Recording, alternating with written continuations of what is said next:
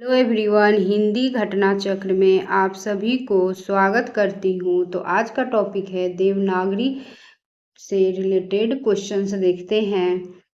तो संविधान के किस अनुच्छेद के अंतर्गत हिंदी को संघ की राजभाषा का दर्जा मिला है? तो अनुच्छेद 343।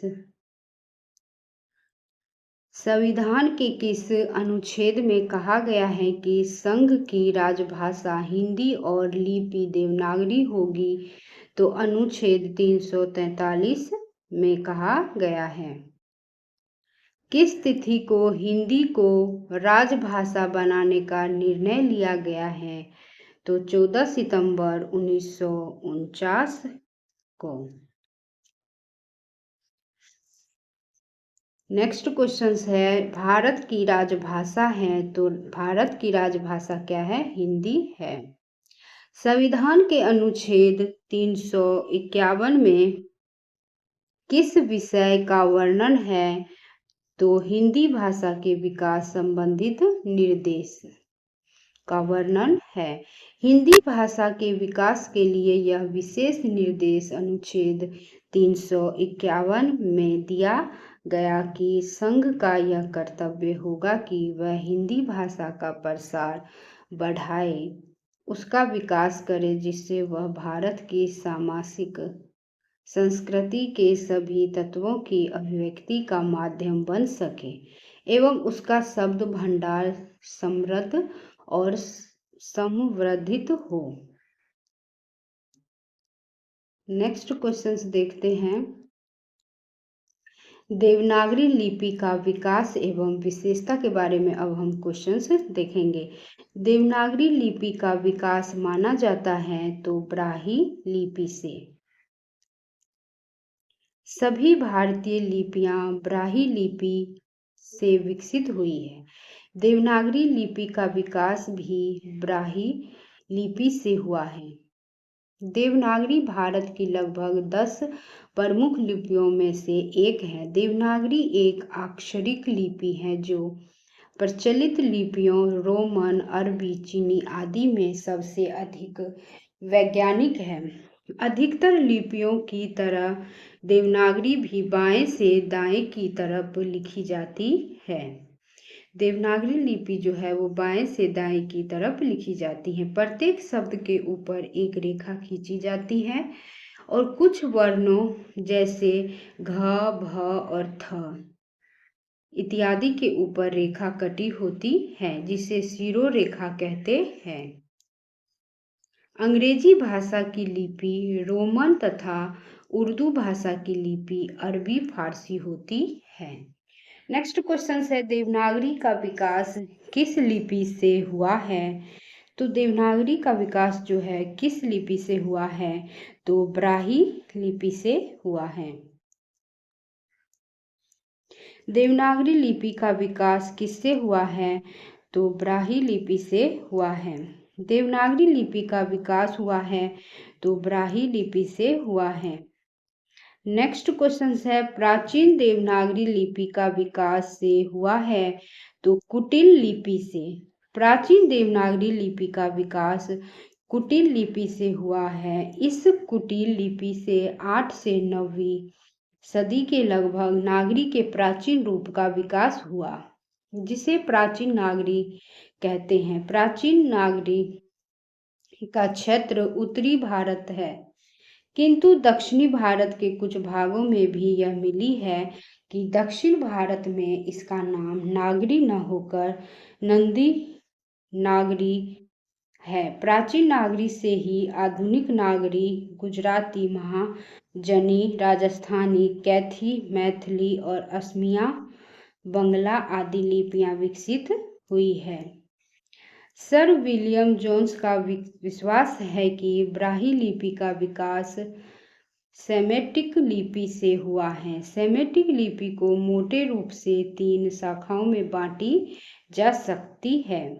फर्स्ट है उत्तरी सेमेटिक, सेकंड है दक्षिणी सेमेटिक और थर्ड है फोइनिशियन। अंगद देव जी के ने प्राचीन शारदा लिपि और सीमित उपयोग की एक स्थानीय लिपि मिलकर गुरुमुखी लिपि का विकास किया। इसी लिपि में उन्होंने गुरु नानक देव की तथा अपनी भी समस्त वाणी लिखी। इससे पूर्व गुरु नानक की वाणी का बहुत सा भाग तो केवल फारसी लिपि में उपलब्ध था।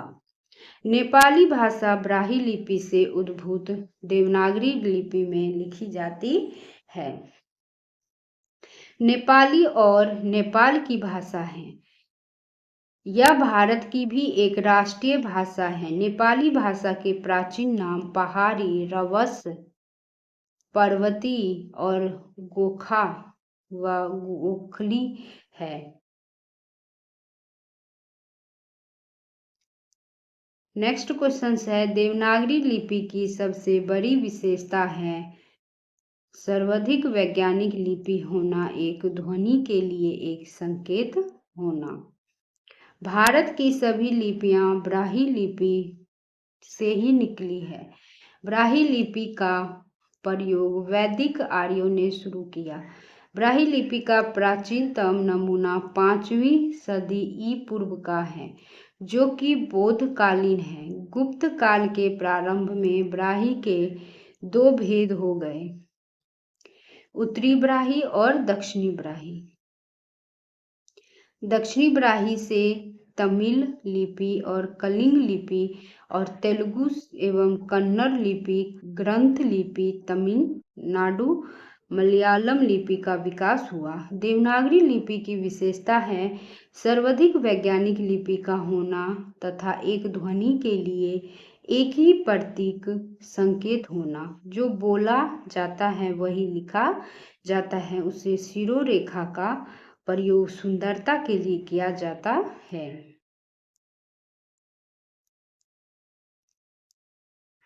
निम्न अंकित में से कौन विशेषता देवनागरी में नहीं है? तो विकास की दृष्टि से यह लिपि ब्राही एवं खरोष्ठी की समकालीन है। यह जो है यह विशेषता गलत है। देवनागरी लिपि के विषय में क्या सत्य नहीं है? तो एक से अधिक जो है वो सत्य नहीं है। देवनागरी लिपि बाएं से दाएं लिखी जाती है। इसकी उत्पत्ति नागर ब्राह्मणों से मानी जाती है। यह अक्षर पर आधारित लिपि है, इसलिए उसे अक्षरात्मक लिपि कहते हैं। इसमें शिरोरेखा का प्रयोग किया जाता है। कुछ अक्षरों यथा भ, थ और घ आदि को छोड़कर अतः स्पष्ट है कि प्रश्न के दो उत्तर विकल्प ए और सी सही है। द्विवेदी जी ने देवनागरी को संस्कृत लिपि भी कहा है। द्विवेदी जी ने कहा है संस्कृत लिपि की सरलता और शुद्धता सबको स्वीकार करनी पड़ेगी। संसार में संस्कृत के समान शुद्ध और स्पष्ट लिपि दूसरी नहीं। देवनागरी लिपि मूलतः क्या है? तो अक्षरात्मक है।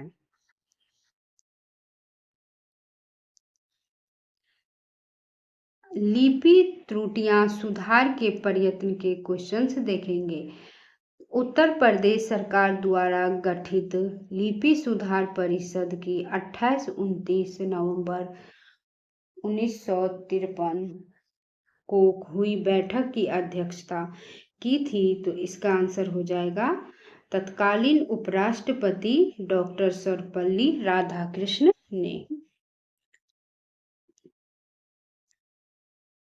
उत्तर प्रदेश सरकार द्वारा गठित लिपि सुधार परिषद की 28-29 नवंबर 1953 को हुई बैठक की अध्यक्षता जो है तत्कालीन उपराष्ट्रपति डॉक्टर सर्वपल्ली राधाकृष्णन ने किया था। यह बैठक लखनऊ में आयोजित की गई थी, जिसमें अनेक प्रांतों के मुख्यमंत्रियों, विद्वानों तथा भाषा शास्त्रियों ने हिस्सा लिया था। नागरी प्राचारणी जो है नागरी प्रचारणी सभा के अनुरोध पर उत्तर प्रदेश सरकार ने लिपि सुधार परिषद की स्थापना की थी। उत्तर प्रदेश सरकार द्वारा वर्ष 1947 में गठित देवनागरी लिपि सुधार समिति के अध्यक्ष थे तो आचार्य नरेंद्र देव। उत्तर प्रदेश सरकार ने वर्ष 1947 में देवनागरी लिपि में सुधार के लिए आचार्य नरेंद्र देव समिति का गठन किया, जिसके अध्यक्ष जो थे वो आचार्य नरेंद्र देव थे। नागरी लिपि सुधार समिति के संयोजक थे तो काका कालेलकर। नागरी लिपि में सुधार का प्रथम प्रयास महाराष्ट्र में हुआ और वहां के सावरकर बंधुओं ने सभी स्वरों के लिए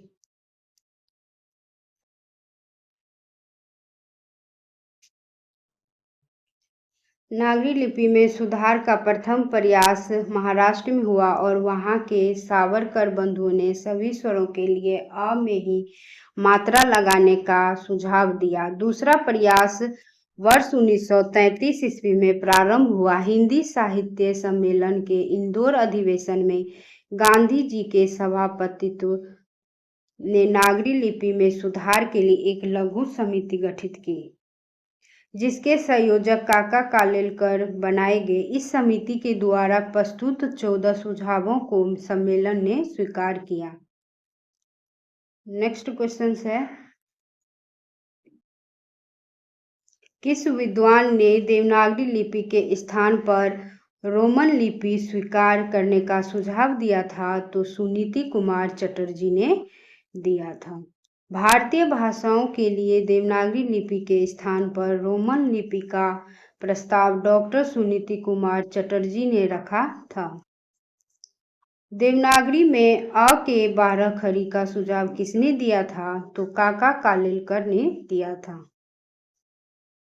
सावरकर बंधुओं और काका कालेलकर ने अ की 12 अक्षरी को उपयोग में लाने का सुझाव दिया, किंतु यह स्वीकार नहीं किया जा सका। उनका सुझाव था कि अ में ही मात्राओं को जोड़कर लिखा जाए। पंजाबी की लिपि है तो गुरुमुखी है। पंजाबी की लिपि क्या है तो गुरुमुखी है। पंजाबी की लिपि गुरुमुखी है। पंजाबी पंजाब क्षेत्र की भाषा है। यह 2 शब्दों से बना है। 5 प्लस आबू, मतलब आबू से तात्पर्य नदियों से है। इस क्षेत्र में 5 नदियां जैसे रावी, सतलज, व्यास, चिनाब और झेलम है, इसलिए इसे पंजाब कहा जाता है। डोंगरी आदि कुछ उपभाषाएं जम्मू क्षेत्र तक फैली हैं। माझी, डोंगरी, मालवाई, पोवागी, राठी, भटियानी इसकी प्रमुख बोलियां हैं। डोंगरी की लिपि टाकरी है। पंजाब बोलने वाले मुख्य रूप से सिख हैं, इसलिए इसे सिखी कहते हैं। गुरु नानक एवं अन्य गुरुओं तथा संतों की वाणी का संग्रह गुरु ग्रंथ साहब पंजाबी का प्रसिद्ध प्राचीन धार्मिक एवं साहित्यिक ग्रंथ है। नानक जो है वारिस शाह मोहन सिंह अमृता प्रीतम पंजाबी के प्रमुख साहित्यकार हैं। वीडियो देखने के लिए thank you so much friend.